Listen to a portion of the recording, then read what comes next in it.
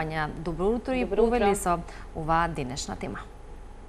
А ова вклучување го реализираме од Кабинетот за психолошка помош и поддршка, кој што функционира во рамките на Клиниката за радиотерапија и онкологија. Токму одовде, од разговорот во продолжение со психологот Елена Трпчевска, ќе дознаеме кои се предизвиците со кои што се соочуваат онколошките пациенти од психолошки аспект, не само за време на третманот, туку и по неговото завршување. Елена, добро утро и благодарам што сте дел од утринската на Телма. Кажете ни за почеток со какви психолошки и емотивни реакции се јавуваат пациентите кои што бараат поддршка токму во овој кабинет. Добро утро, Вања, и ти благодарам за можноста да зборуваме на една ваква важна тема.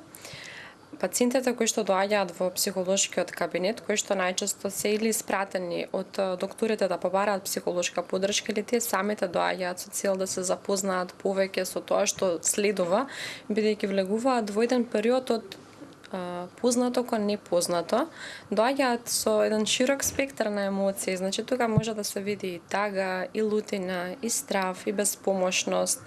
И доколку баш дојдат на почетокот, многу се забележува таа реакција на шок, која што трае си уште од моментот на дознавање на дијагнозата. Значи, од сите тие емоционални реакции ние можеме да забележиме дека дијагнозата практично не го погодува само местото каде што е локализиран канцерот, туку целото тело.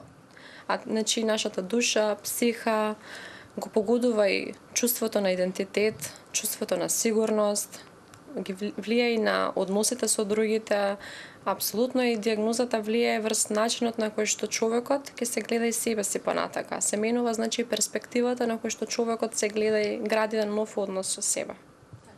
А дали кај дел од вашите пациенти ја забележувате така наречената токсична позитивност и како впрочем таа се манифестира? Така, многу интересно прашање и многу често во последно време се зборува за таа токсична позитивност и пред се да напоменеме дека она позитивно однесување кој што сите го препорачуваме, и во нашите кругови биди позитивен и пораките кои што ги испраќаат и пријателите, семејството на пациентот, пред се тоа се пораки со добра намера, дека навистина е добро пациентот да биде позитивен, како подобро би го поминал целиот процес на терапија и лекување. Меѓутоа, што значи токсична позитивност? Позитивност е во ред, меѓутоа кој од внатре ја чувствуваме. Значи не е само кога ја покажуваме. Ние тука често во нашата работа психолошка многу често можеме да видиме кога пациентот ја игра улогата на храбриот, на силниот, на оној кој што никако не смее да падне. Знаете, они толку зборуваат борба, сила, како да се во борба, во војна со нешто и практично дали е возможно човек и добро цело време да биде толку силен. Значи, во ред и да му се даде простори за ранливост и за страдање, така да таа токсична позитивност би била нешто што однадвор е позитивност, а одвнатре може би безпомошност, страв, тагување, неизвестност. И можеме исто да ја опишеме токсичната позитивност како состојба каде што човекот не може да се однесува автентично со своите чувства, значи не може да страда, како да не смее да страда, како да не смее да биде ранлив. И многу често тоа се случува да пациентот пред семејството, тој ги смирува. Добро сум, он ги храбри, тука може би се јава многу често таа токсична позитивност. Се ќе биде во ред, јас сум добар, а во суштина и одвнатре и не е може би добар. Многумина можеби ќе помислат дека битката завршува со самото завршување на терапиите, на третманите кои што пациентите ги добиваат тука на клиниката, но колку е навистина така? Кои се предизвиците на овие пациенти кога веќе ќе ја свртат новата животна страница и дали се менува нивниот поглед кон светот, кон животот воопшто? Така, навистина на ова прашање можеме да слушнеме различни милиони одговори од сите пациенти како они го поменуваат своето искуство за време на терапиите.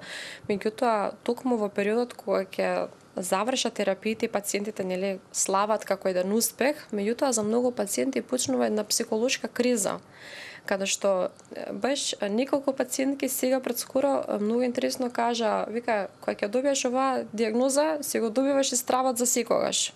И сега тука да станеме пријатели со стравот, значи да си го прифатиме стравот како свој. Практично стравот нели останува и по завршување на сите тие терапии, страв од повторување на болеста, неизвестност, страв при секој резултат, страв при секој одење на контрола. Во овој период апсолутно им се менува погледот на животот, затоа што започнува еден нов живот со градење на нов идентитет. Знаете, како загуба на старата јас, градење на сосема една нова јас, градење на нов идентитет, градење на нови односи, па и нови пријатели, затоа што во оној претходен дел од животот, каде што било лекувањето, многу често се случува да има загуба на пријатели, загуба на членови од семејството, па дури и загуба на партнери. Да пациентите почувствуваат таа осаменост и тие ги напуштат пациентите токму во тој период кога најмногу требаат. Идентитетот е нешто што е најзначајно во периодот после терапијата. Споменавте дека пациентите дури кога ќе завршат со третманот на клиника имаат страв од тоа повторно да се соочат со болеста. Предпоставувам дека со вашата помош им давате поддршка полесно да се адаптираат од психолошки аспект.